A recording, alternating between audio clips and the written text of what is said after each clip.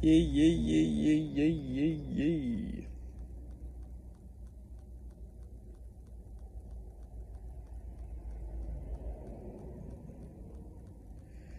Flowing. The ability to not be predicted. Flowing is the ability to not being predicted.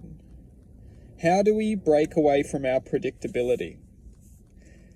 The mind's job is to harness our point of attention. Our point of attention has the ability to flow within infinite awareness. Our infinite awareness does not have restriction. It does not have fear. It does not have worry. It does not have stress.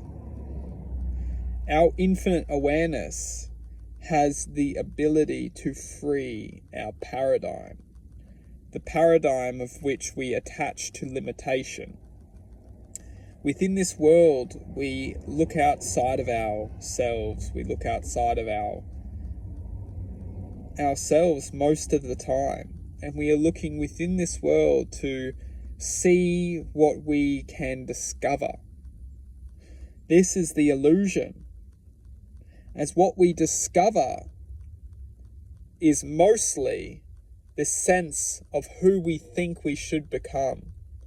And the who we think we should become is only the thought the mind seeds within our awareness.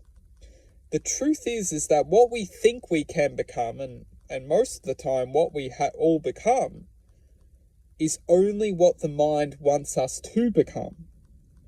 Because if the mind can create an imagination, and we put our attention, we put our awareness into this imagination, we are essentially being predicted to follow a path which understands truly that it won't come in contact with our true originality.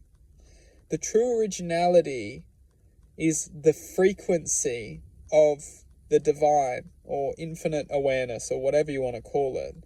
And as long as our imagination isn't interacting with that infinite awareness, there will be an ultimate wall of ignorance between. Because within this lifetime, our infinite self or our infinite love or our infinite awareness will try and guide our point of attention to it. It will try and convince that there's something greater than this world, there's something greater than this life. It will try and open our hearts to believing in love, happiness, expression of individuality.